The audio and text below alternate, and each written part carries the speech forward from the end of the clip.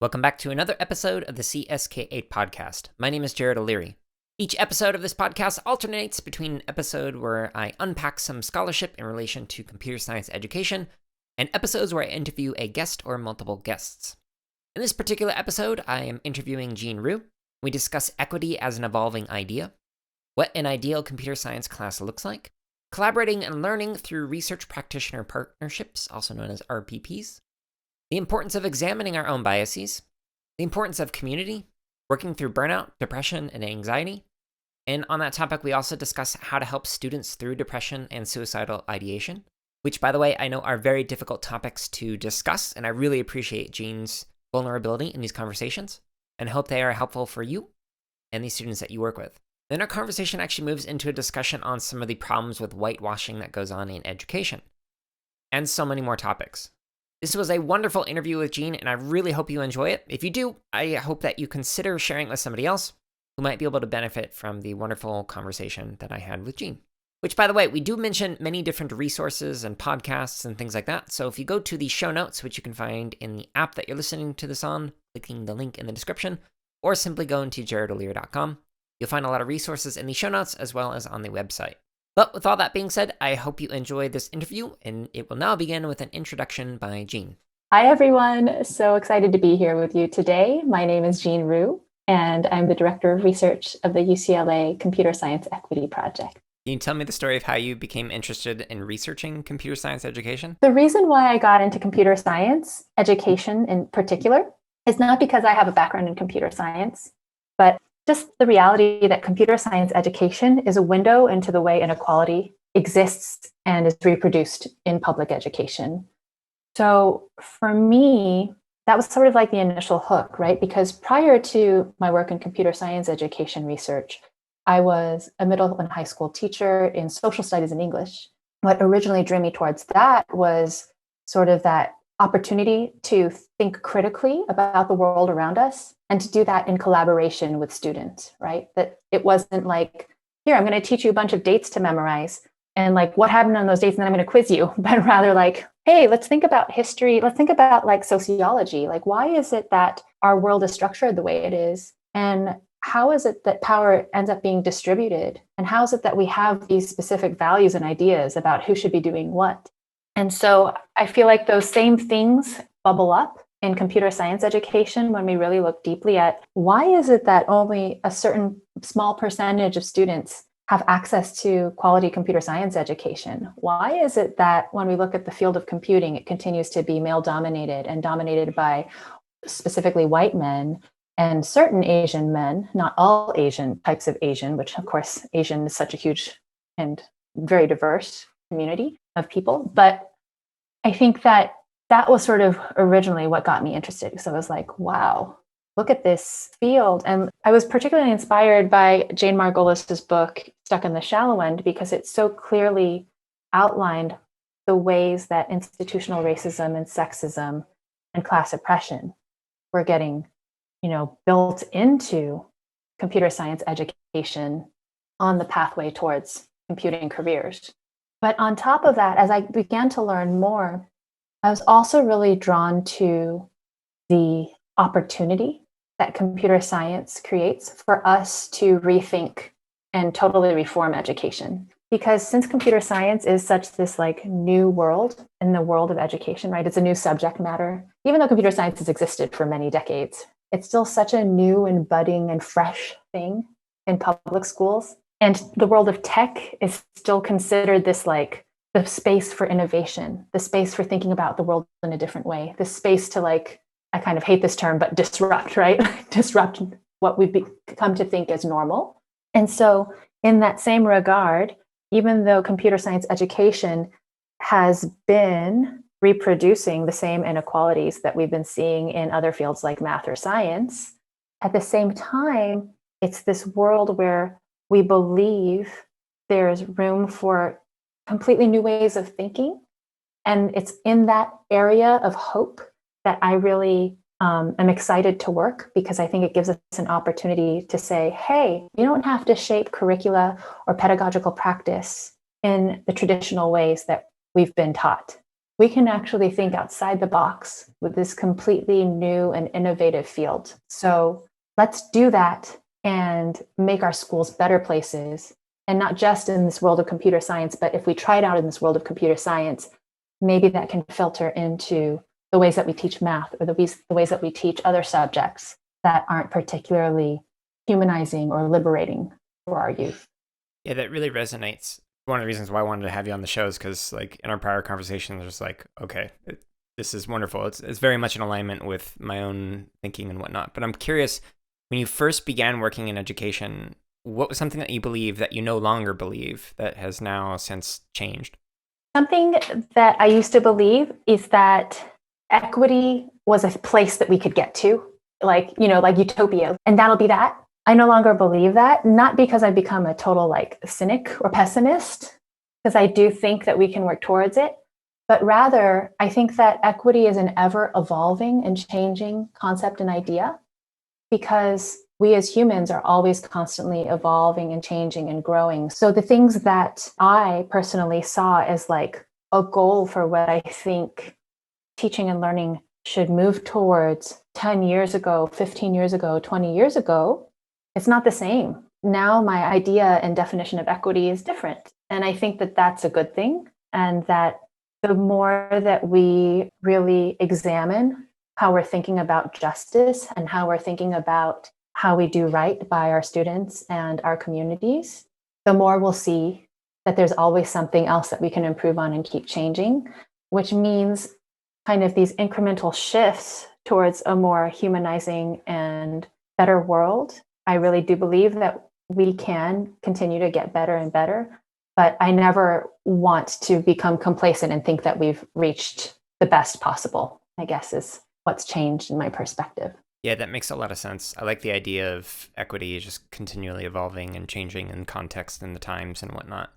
Let's say there was like the ideal CS classroom. If you were to walk into that, what would you see, hear, or experience? I think for sure the educator wouldn't just be at the front of the room lecturing. I think that that's kind of a given. No like banking education approach.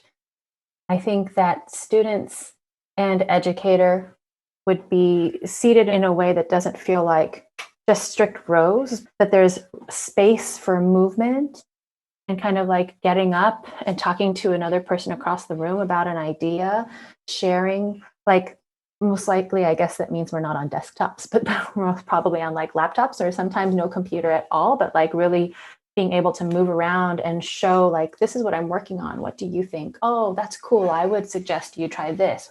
But what do you think of my thing? And you give me input. Really that sort of interactivity and support of creativity in a way that also like builds community. I think that people would be really engaged. Maybe there'd even be like music playing. Maybe, I think the space would also be beautiful. It wouldn't be, fluorescent lights and whiteboards. I think of, for example, my teacher partner's classroom, Miss Alicia Morris, who teaches in Los Angeles Unified School District. And she has all of these different corners of her room where there are these beautiful old machines, like early Apples, early like PCs, the interior parts, and not only computers, she also teaches fashion. So there's also like an old sewing machine.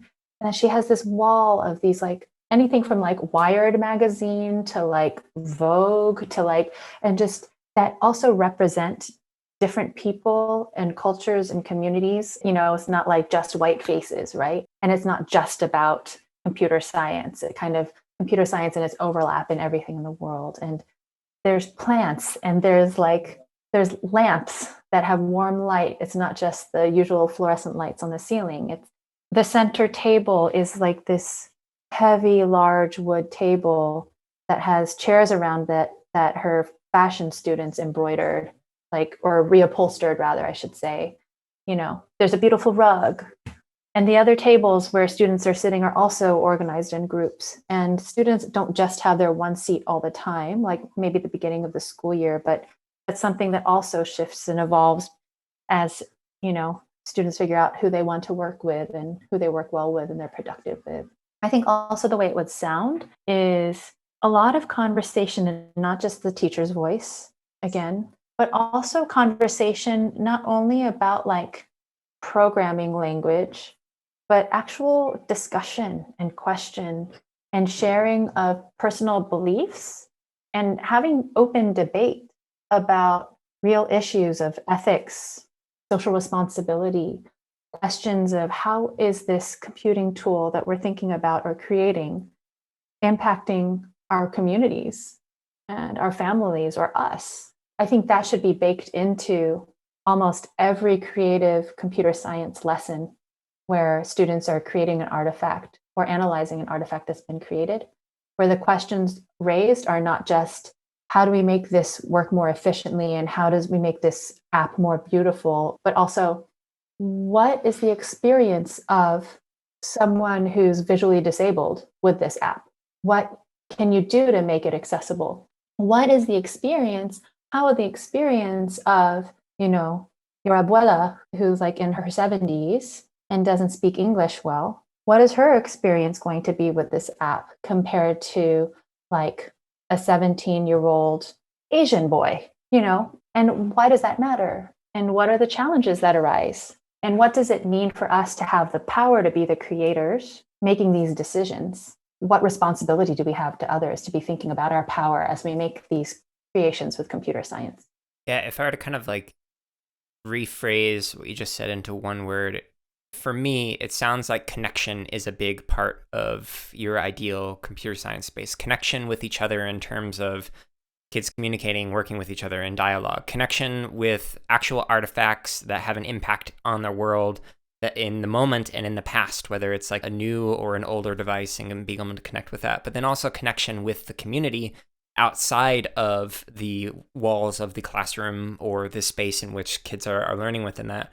I'm curious, like, how would you encourage teachers to make those connections so it's not just this abstract thing that you're learning that's only relevant within that confined space, but is applicable and meaningful and has some kind of an impact in the communities in which kids live?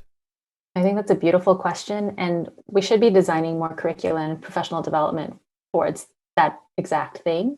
First of all, to have any connection at all requires educators and students to really get to know one another in a two-way street, right? So I think that's something we need more professional development on, like what are the social skills? What are like the practices necessary? And how do we make sure to really memorize all of our students' names? Because I know there are lots of teachers who they don't end up remembering all of their students' names even halfway through the school year, right? Why do we make that a priority? And that first step is necessary because without that, you don't really get to understand your students, their interests, their passions, their needs, and then how to connect to those. Nor do you really understand their communities and the community around the school unless you really get to know students and end up spending time with, going to their sports games or going to their music performances, and really getting to see how they are outside of your classroom. I think that also means getting to know what are the outside community organizations they're involved with. So for example, I'm thinking like in one of my partner schools in LA, there's a program called the Las Fotos Project, where, one of the students I worked with, she was really active in that community. And so, I'm just a researcher in the space, right? I'm not an educator, but I just think about like how much I got to learn about her when she invited me to her final like Las Fotos presentation. And I got to see like what she made a project on and what the other students who were in the program made projects on and why they were drawn to working in photography for the purpose of elevating voices in the community. Like if all of her teachers saw the side of her, how would they rethink the way that they teach English or social studies, Spanish, science, computer science, that would build on the connection and then perhaps even build like collaborations with that nonprofit organization, So it's kind of that domino effect. But I guess I'm not sure if I fully answered your question, but I could see that like building those connections, it's really hard work. And I think all of us could use some professional development in it, but I could see how that would be really powerful if there were those connections made between classroom and students' real lives and communities. Yeah, and to have that agency to share one's identity and to learn more about others, like with the Las Fotos, and you're mentioning of like Paulo Freire, like it sounds like decolonization in terms of, yeah, you're getting to know students. That's great. That's wonderful. But it's also decolonization in that you are not trying to police the ways of being and valuing that students have and encouraging them to actually bring that within the space and just be themselves. And I think that really important, and that really resonates with me. Yeah, I 100% agree. That's actually one of the things in the back of my mind I was thinking about when you said, what would it like a really strong, happy, I don't remember the exact phrase, but the computer science classroom, like the ideal computer science classroom, what would it look like?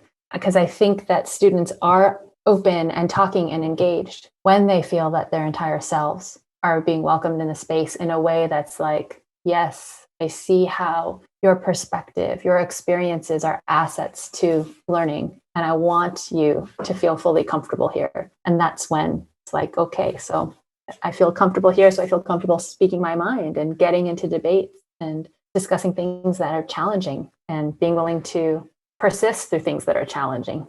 So yeah, totally. How has that kind of changed over time? Like your understanding of that ideal, what you're looking for within the class? How has that changed over time? Because I feel like that ideal is something that I've always felt I'd want to see in a classroom from when I was a teacher to now working with teachers and observing teachers' amazing work in their classrooms. I myself never reached that ideal. I think there's, in my early years of teaching, it was like I did the best I could and I had amazing relationships with students that I'm still in touch with some of them today. And I think that I've always thought that ideal was important because I think that's what drew me to education to begin with, are the relationships. It's what draws me to research, actually. My favorite part about being a researcher is the time that I get to spend with teachers and students and collaborate with them in their space, on their ground, on their terms, and develop kind of like a shared world together. And to me, that's like the best part of my job, is really those connections. What's something that has surprised you about your CS education equity work? It's not something that I planned for, but it's something that, like, looking back, I'm like, well, obviously this makes so much sense. It's just like the lifelong friendship that has developed with my partner teacher in my research practice partnership in LA. I guess that, like, sort of the unexpected. When we started working together in this very professional relationship of, let's elevate students' voices, and I'll be in your classroom at least once a week for 2 class periods and a lunch period every week for a full school year. And we started to spend a lot of time together, and also time after school together, talking about observations and field notes and interviews, the data over like a glass of wine, and just like also getting to know each other. And now she's family to me, and I know we're going to be friends till our like last breaths on this earth. And I think that's sort of like a beautiful sort of bonus to getting to be a researcher and getting to do the work I get to do.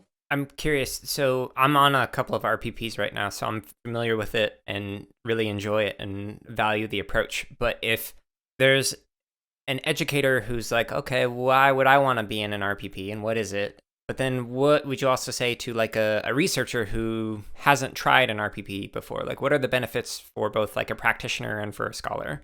Well, in my experiences in research practice partnerships, and I've worked in several over the past, I guess, since like 2014, the way I approach research practice partnerships is not the only way. So take what I say with a grain of salt. But I would say that it requires a sense of vulnerability and openness to trying something totally different, and also humility and a willingness to hear other people out and try to see things from their perspective, and not always feel like you have to be the one with the answers in the room. Because I think that is sort of the thing that's similar, both researchers and educators, is that we've been taught we have to be right all the time, and we have to have the answers, and we have to be ready to answer everyone's questions. And we have to like be sure that what we're doing is, but we all make mistakes, and we all are capable of learning new things, but we often don't want to show that side of ourselves to others. In my belief, working in research practice partnerships, it's one of like the challenging things about it is being open to changing your approach to how you teach or how you conduct research and make room for other people in your space and in your mind and in your brain. While that can be challenging at first, it's also, I think, the part that's the most beautiful about it is something better and richer really authentically can come from that because of the different perspectives that are swirling around each other and this like beautiful kind of like music making together, right? Is these like voices coming together to sing together about what we're seeing together in a classroom, what we're trying to make better together, and then to be able to translate that to an audience that's not just our usual typical audiences, right? So like a researcher's academic audience or an educator's like school-based audience to our students. Like how do we make what we learn together helpful to others and to do something that can be put into immediate practice? Like that part I think is also so awesome about research practice partnerships that focus on like, let's make sure this work that we're doing together, these research questions or the data we collect or what we make of the data can feed back to the educational spaces we are working in for like this constant improvement on both ends. And I definitely have felt that with like, again, Alicia Morris, who I work very closely with, where, you know, I shared all my field notes with her, which I know some researchers don't like to do that because it's, again, vulnerability, right? I've described everything that I've seen in your classroom here. I've, including my observer comments where I'm like having my own like internal reflections because of something I experienced in your classroom. I'm just putting myself out there for you. And she took it with open arms and she would like write feedback. She would edit things. She would ask questions and not always like within the 24 hours I gave it to her, but she didn't ever leave one missing. And I think that process really brought us closer, but also helped us see like, you know, week to week shifts in terms of what I should be focusing on in my observation or questions I might ask students in the moment while they're working on a project, and shifts she might make in the way that she works with specific students whose personal stories she didn't necessarily hear because they told me, but they didn't tell her. And vice versa as a researcher, how I might maybe work with one student whose backstory I didn't hear about, but that she knows about. And so that changes the way that I behave to make sure that that student is comfortable and that I can be like another supportive adult, not just like a weird fly on the wall or a person who creates more barriers for that student, right? But yeah, my research practice partnerships in this like student voice research that I'm currently working on has been very intimate. I know that a lot of research practice partnerships tend to be large scale, right? Which I don't really do right now, but I support a larger scale research practice partnership that's being led by Julie Flapp and Roxana Haddad on our team. And that's been amazing. And I love like we're working with administrators across the state of California, but that looks very different than this like intensive research practice partnership with one teacher in LA that I've really gotten to know, you know. And I hope to build that kind of relationship and closeness with my partners in Mississippi as well. But I guess going back to your question, yeah, what would I tell a teacher and what would I tell a researcher? I think those things like the importance of being vulnerable and open and being willing to try to do something different and together, like to try to find that shared space on equal footing to build that. Yeah, if I were to add on to that, I would also say that there's a tendency in CS education in particular where the K-12 teachers in general don't have a strong background in computer science. They do have a strong background in pedagogy and how to teach. And then it's the opposite for higher education faculty, generally speaking. That CS education tends to be a strong background in content knowledge, but not necessarily a strong background or a set of experiences with teaching. And so having that partnership to kind of exchange those ideas and to like fill in the strengths and weaknesses for the other person, like I think is extremely valuable. And I personally have really enjoyed going to like SIGC, which is typically mainly for academics, and they'll have in the RPP sessions teacher voices actually there. So it's not just scholars talking to scholars. And then when you go to something like CSTA, then it's the opposite of that. So typically CSTA is more for practitioners, but they'll have higher education faculty coming in and talking about scholarship and whatnot. So like getting it so that both, this is a false binary, but practitioners and scholars are communicating and collaborating with each other, I think is extremely valuable. I totally agree. It's been amazing experiences I've got to have now in computer science and previously when I was working at the Exploratorium with the Tinkering Studio, just these like, and I love the people that I met through that work and who I'm still friends with too. It's just that like that close work together, you begin to see the world differently in a way that's really beautiful. If you were to like be able to just like had up a magic wand and you could wave it and make any kind of change to help teachers understand something or make some kind of a change policy-wise around your interests in researching like student voice, what would you hope to change if you were to be able to wave that magic wand? That's a hard one because there's so many. Not to say that like educators are the problem at all, but that there's so many interconnected things that I would want to have prioritized in our work. I guess one thing is the magic wand of like, how do we make it so everybody examines their biases?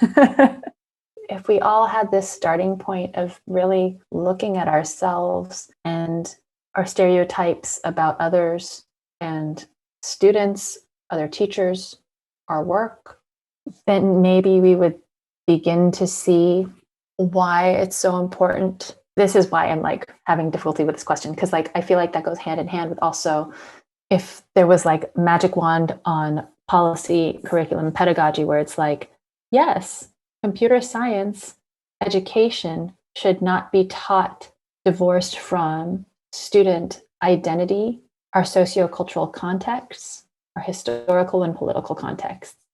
That's, I guess, the other side of, and I call it a dodecahedron. Yeah. There's so many parts, right? But yeah, it's not just a two-sided coin. There's like all these different facets.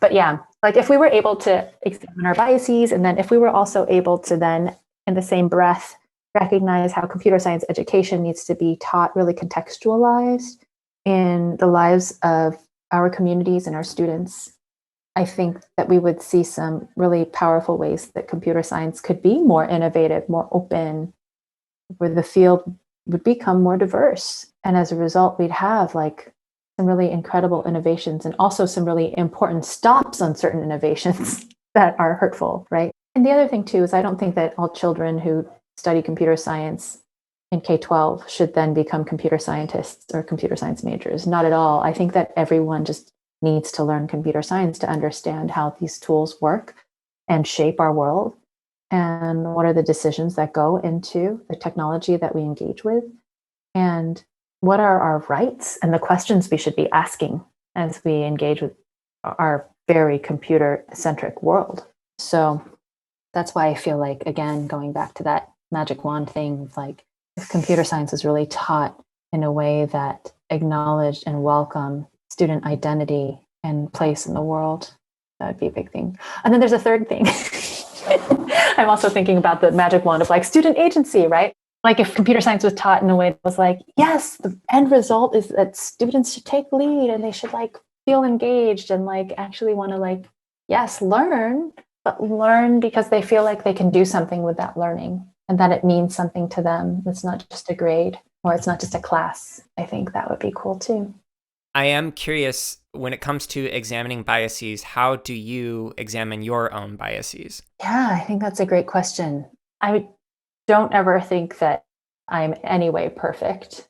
I know that I've been brought up in a racist world, and so I have internalized racism, and that's going to impact the way that I do things and think about things. At the same time, I actively trying to work on that. Mm-hmm. And I keep a journal. I write down the things that I experience. I think for me also, I've had also like experiences thinking about power too, that were really important for me to grow and like think, you know, how I wish I could have done things differently if I were to redo it. And what would those things be in terms of like, you know, my role as like a PI or co-PI. And what does that mean when I'm working with graduate students, for example, who have less power? And, you know, the traditions that I've been taught about like, oh, well, PIs always have to be the first authors and always have control of the work and blah, blah, blah. And when are the times and the spaces when we really need to push back against that and be like, well, whoever really owns ideas anyway, you know? I think the complexities of that also in academic spaces. So I think those are sorts of the experiences that I've had in more recent years that I also had as a graduate student, right? There were times when I was like, wow, look at how I'm being exploited to like teach this class or do this work, to be paid nothing for these hours. Yeah, so I think those are things that I've been learning about and continue to learn about as I grow up, right? In this like now with a PhD, now in this like early career phase. And I haven't followed a traditional pathway, right? Like most PhD students become professors, and I've chosen to become a researcher instead of a professor. And I'll teach classes here and there, but I'm not doing like the tenure track route. And part of that was because of, again, like thinking about power relations. Like I didn't want to get pulled into that. But of course, there are power relations in everything we do. So I think I've learned great lessons around that. And then also being a woman of color, working in academia, I think too, in that space and in that context, and these like thinking about the intersectionality of my identities, I feel like also these issues around like from my positionality and my identity within this context of academia that has histories in white supremacy, right? And the white supremacy like roots of the country and like the way that institutions have been built, right? They're definitely that like sort of imposter syndrome that I think everyone in the world experiences at different points in their lives is a thing that I've definitely experienced all the time. But recognizing that has also been sort of like, again, like thinking about the biases that I come here with, like has also helped me kind of like when I flip that coin and think about the imposter syndrome that others who seem so confident might feel. Like it creates a space of vulnerability, but also a space of like empathy and love towards others who might be experiencing difficult moments. You know, and for me, I think what's really important is that when we do this work focused on issues of equity and justice, that we don't go so far down the route of there's only this one way to make the world better. And like, if you don't get it, you're not equity enough, you're not justice enough. And that closes out a lot of people to feeling like that they can change or like do things differently. To me, it's also really important to like examine my biases against people who don't agree with me about like these issues of, for example, talking about race in the classroom, talking about identity in the classroom, you know, talking about politics in the classroom. I have a friend in RPP that I'm working in who doesn't think politics should be talked about in the classroom and that his politics should not be visible when he's teaching. And it's really important to me that we can talk about that openly together and not shut each other down. But that requires me to examine my personal biases about, you know, if I think he's wrong. Well, where is that coming from? And how do we create a space where we can be supportive of each other and openly debate it and still be friends at the end of the day? Because I definitely have other friends in the far left who would not call him a friend. They'd be like, why are you friends with that person? And I just think that if we have that attitude, we're not going to actually make this world a better place or change anything. But I'm by no means perfect, and there's so much that I'm working on. I need a therapist. If you have a good recommendation, let me know. I do, but he's in Arizona. What have you been thinking about for yourself? First, before I answer that, I want to just say thank you for being vulnerable with that. I know that is a hard question to answer and just to be open about, especially in the age of cancel culture where people, on one hand, they say, hey, you need to analyze your biases. But on the other hand, as soon as we find a bias, we're going to cancel you and make sure you don't speak again. Like, you can't have both. That being said, I too have a lot of unconscious or internalized isms that arise in moments that I never really realized.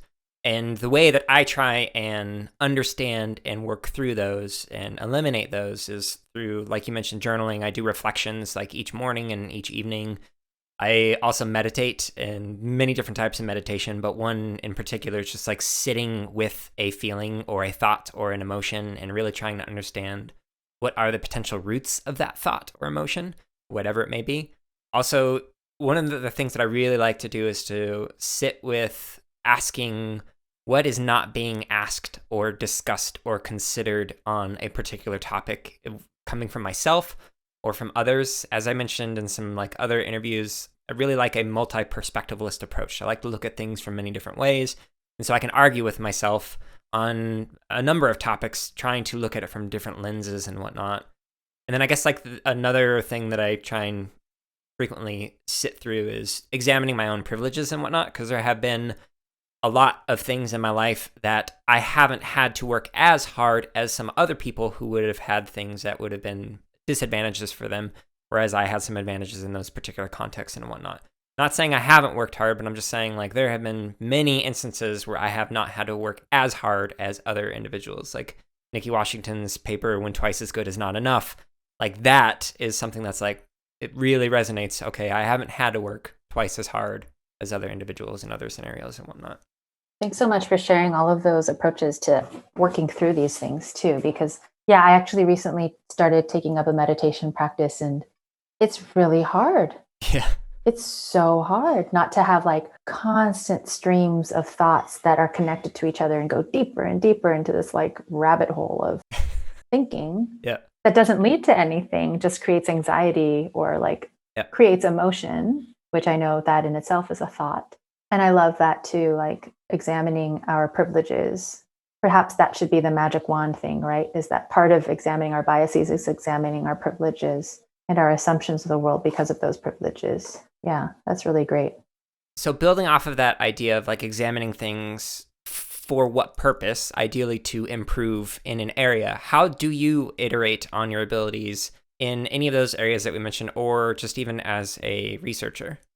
How do I grow is I talk about things with my sisterhood of fellow like researchers and educators. It's really important to have my community of chosen family to like when something comes up or something is challenging to think things through, and also to push me to celebrate things, because that's another side of the coin is like being afraid to celebrate when something is good, because we've been taught that modesty is important, especially for women. So like, yeah, having my community of sisters to like really talk through these ideas through. And I think also I appreciate the people who push back against me and like help me grow and learn, because I'm not good at lying. I'm very open about how I feel and how I think, and I'm not very quiet.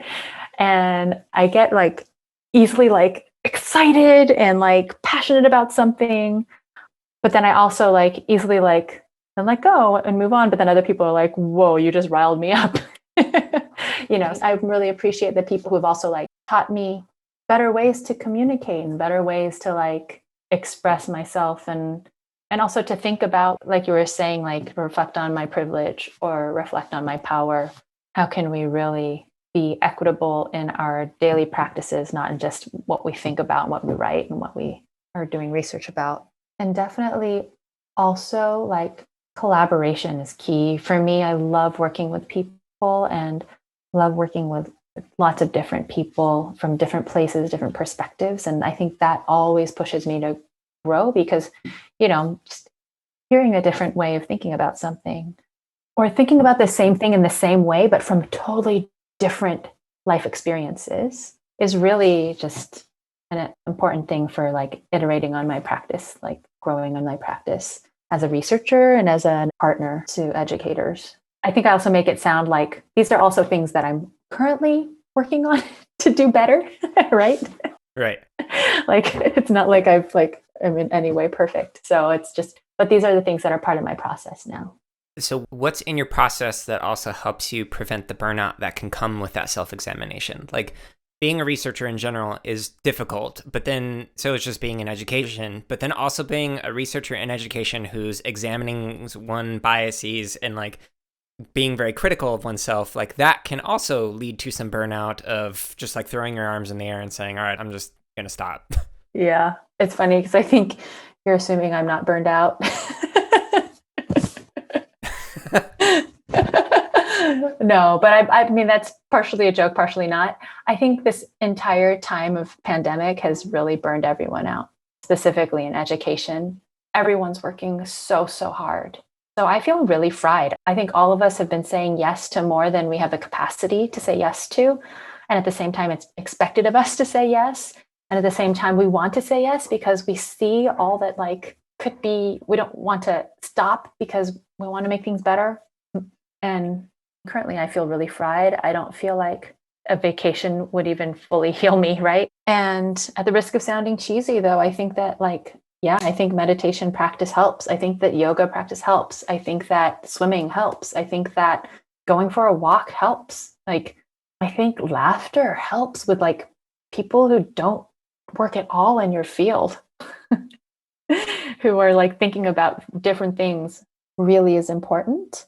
And I'm so appreciative of like my community of friends and family who work in different spheres and are thinking about different things that we can come together and share, and like, wow, that helps give me perspective and gives like breathes new life into what I'm thinking about or working on. But yeah, I think that the self-care thing is so huge, and it's like I totally am not doing it very well. But I'm trying. How do you not burn out? It's an ongoing and ever-changing process, kind of like what you're saying with equity, like depending on the context, depending on so many different factors, like it shifts. And somebody who has chronic depression, like the tool bag of tricks that I have that helps me not feel depressed, and when it was really bad, not feel suicidal, each tool has a different use for a different time or context or purpose, and they don't always all work. So, like you mentioned with meditation and yoga, yeah, those have been fantastic for most of the time, but sometimes they haven't worked well for me. So Muay Thai works really well, going and hitting my Thai bag downstairs like that, something I enjoy doing. Or playing video games, or playing with my dogs, or creating something, whether it's like artwork or music or whatever. Like, there are many different things that I try and do to assist with that. And so I've gone like as far as like creating a spreadsheet that would measure each like 10-minute interval of the day, and I would like write down what I was doing and then write down how I felt. So I could really try and analyze what exactly is it that makes me feel good and what does not. You don't have to go that deep into that. It worked well, and I don't do that anymore. But basically just each day now going and reflecting on what is something that made me feel good or like lit my fire and just made me really excited about something, and just keeping that in basically a journal or a spreadsheet. So when I'm feeling down or feeling off, I can go to that and say, okay, here's 100 ideas that have worked for me in the past. One of them is bound to work for me in this moment. So let me just do a quick review of it. Oh, okay, I'm going to go try that thing. And then I go and do that thing. That's really cool. Wow, that spreadsheet sounds amazing. Talk about like mindfulness. you know? Yeah, and they have apps for it. I just ended up creating my own. My therapist recommended an app, but it didn't have enough of like the range of emotions that I wanted to be able to express and like the kind of activities that I was engaging in. So I wanted to be more granular. And being OCD, so I went in and just kind of basically created my own like drop down menu for each one of the cells. So pro tip. That's amazing. And thank you also for being so open about like struggle with depression, because it's like I think that we need to be more open in discussing like these realities. I feel like I've been struggling with anxiety, especially during the pandemic. And as I get older, that anxiety increases. And so it's kind of like finding these ways to, I don't think it ever fully goes away, right? Like it's not like depression is suddenly healed one day. I don't think anxiety is suddenly healed one day, but it's like how do we come to see it, acknowledge it, and then like find ways to work through it. Because I also think about like the unhealthy practices that I have as a human being, and that like add flame to my anxieties, how I'm imprinting those things on my son. Like I'm so like, that's a huge fear of mine, which creates more anxiety, by the way. But like, just like, how do I not create that like same kind of patterning? My parents are amazing. I love them dearly, but for sure, there are probably things that they did that impact the way that I also think and behave. And so I know that there are things that I'm doing that he will definitely need therapy for as well when he's an adult. And so it's just that like, yeah, it's, I don't know, it's interesting, but thank you for sharing that. I just really appreciate you being open. Yeah, the podcast that I released for the National Suicide Prevention Month, like that was probably the hardest podcast that I've ever recorded. It's a paper that I did that talks about depression and suicidality in education. And so I basically redid it in podcast form for CS educators. And it's one of those topics that I just wish more people took the time to sit with, as uncomfortable and as emotional as it can be. It's one of the things that we really need to talk about as a field. So I am open about having chronic depression because I want more people to know they're not alone and you can get help and things can get better. Like, I haven't been on depressants in over a decade, antidepressants, but I still identify as having chronic depression. I'm just not depressed right now. It could go the other direction if I stop doing the things that I know work for me and have shown consistent results. So it's a constant struggle, and you can never really escape it if you're not actively monitoring it. That's so awesome, Jared. The way that you're educating and helping others and us and me. I'd love to talk to you more about that, just because there are different students that I've been in touch with over this pandemic who, the resources that I was able to share was just like whatever I could find, just Google searching things like for resources for hotlines to call when particularly frustrated and depressed, just because I knew that I was one person that they could turn to, but I'm not necessarily the best person. And sometimes it's better to talk to another teenager, or it's better to talk to somebody who's also like trained to, understand like the experience and offer resources. So anyway, I will listen to that podcast particularly. The research on that is that most teachers are going to deal with suicidality in particular within their tenure, and pretty much every teacher is going to deal with students who have chronic depression and are going to show symptoms of it. And so learning how to deal with that, how to manage that and support students like that, especially if you're doing the things that you mentioned of focusing on agency and identity and getting to know the student as a one-on-one and being a human being to them and them being a human being to you, that is going to lead to being able to identify those emotions. And that, for me, like, there were over a dozen students that I personally mentored and like worked with in collaboration with the school counselors and whatnot to help them through their depression and even suicidality for some of them. And it's because of that personal connection. But going to what you were just saying, there's a certain point where it's like, I don't know what to do in A, B, or C scenario. And that's why I always did this in collaboration with counselors, therapists, like music therapists, creative arts therapists, etc. Like, they are all very capable and they're able to provide that therapeutic support, but sometimes somebody just needs somebody to vent to. And so students have kind of like literally put me on their like call list if it's like I'm having like suicidal thoughts.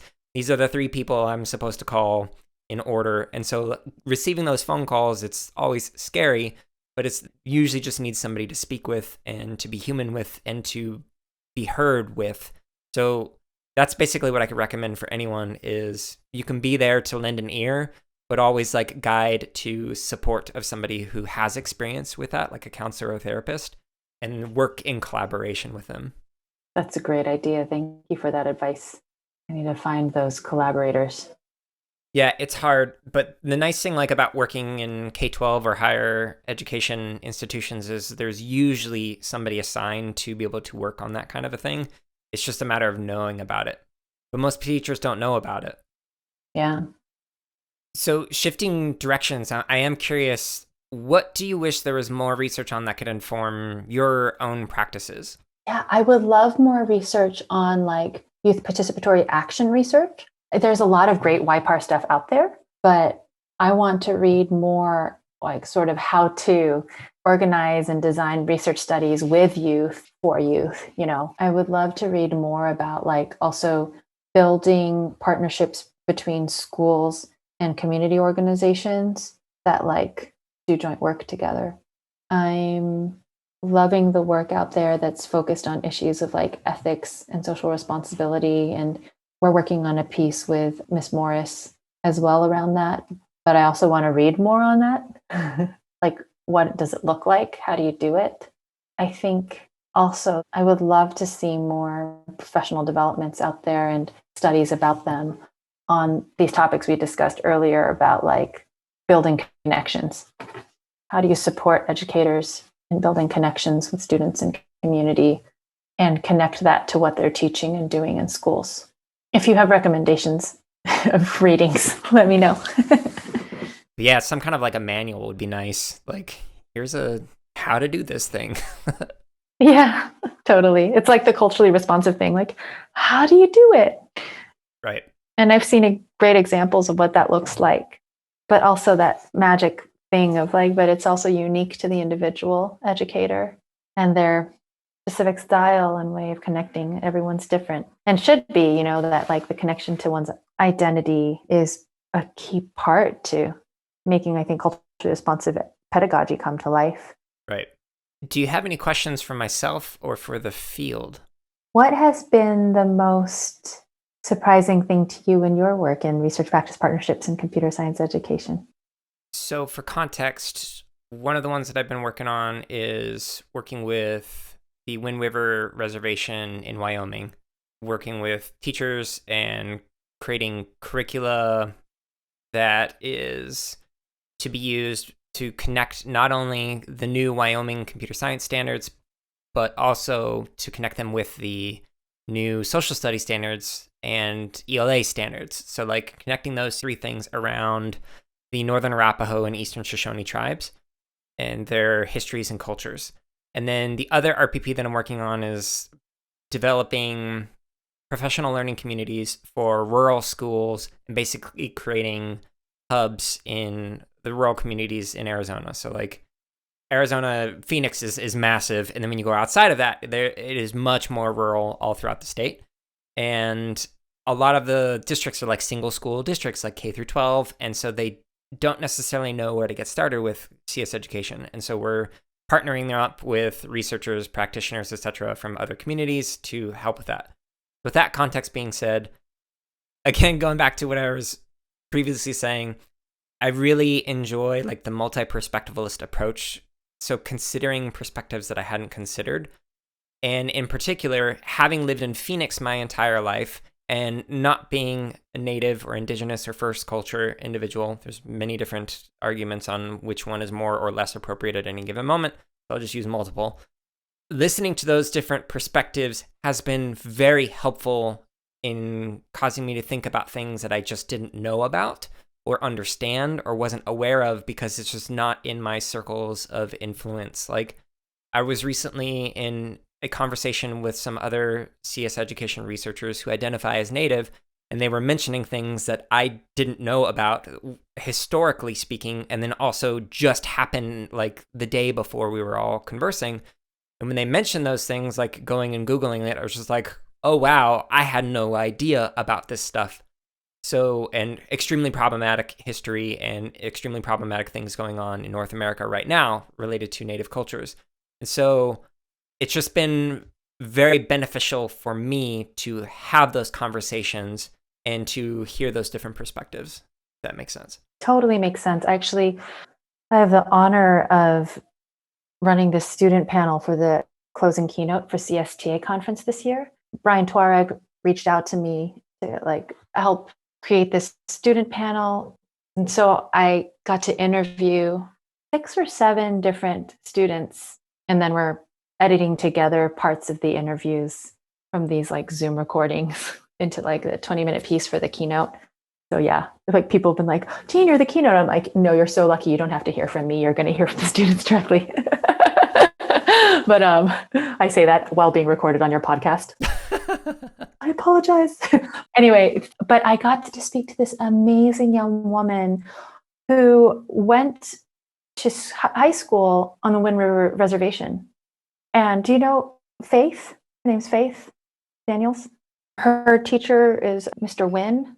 Do you know Mr. Wynn? Yeah, he did a session at the CSTA Equity and Action Summit. Cool. Yeah, because he's a CSTA Equity Fellow, I believe. Exactly that point you made where she talked about her experience. She previously had lived on the Navajo reservation. She has Navajo roots as well as Arapaho roots.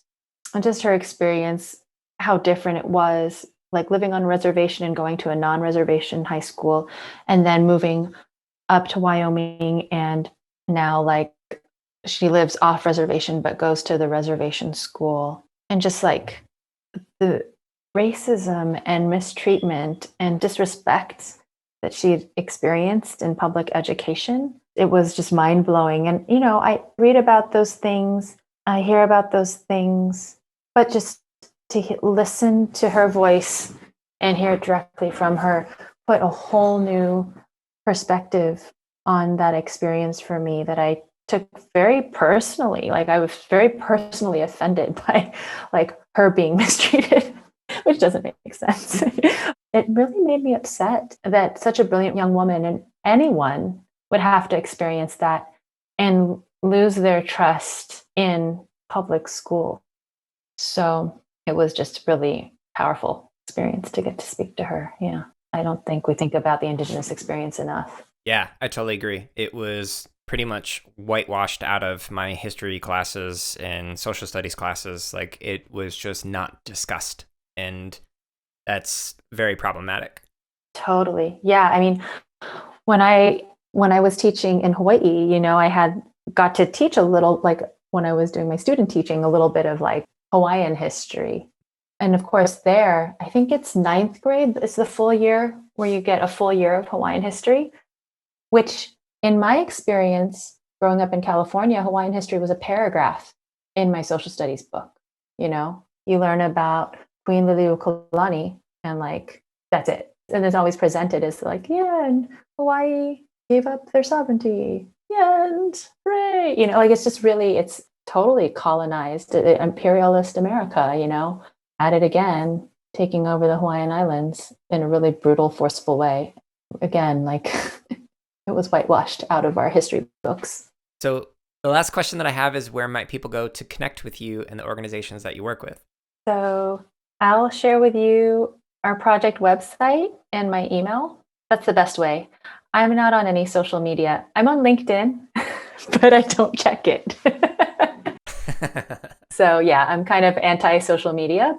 But yeah, I'm always welcome somebody throwing me a line on email. Yeah, and always love meeting new people. And so if anyone wants to reach out and then we can arrange a chat, that'd be great. And with that, that concludes this week's episode of the CSKA podcast. I really hope you enjoyed this interview with Jean. I know I certainly did. I, again, really appreciate Jean's vulnerability. If you're interested in learning more about the topics that we discussed, I do include many links in the show notes, which you can find in the app that you're listening to this on or by going to jaredoleary.com, which has hundreds, if not thousands, of other resources for CS educators, including a link to bootuppd.org, which is the nonprofit that I work for, where I create free elementary coding curricula that you could use in your classroom. By the way, if you are a researcher who's listening to this podcast, please feel free to reach out to me. I'm always interested in collaborating on research projects, and I'm able to spend more time on that now with my responsibilities at BootUp. So feel free to press the contact me button on my website if you'd like to collaborate, or if you are somebody who would like to be a guest on the show. Stay tuned next week for another Unpacking Scholarship episode, and 2 weeks from now for another interview. Hope you're all staying safe and are having a wonderful week.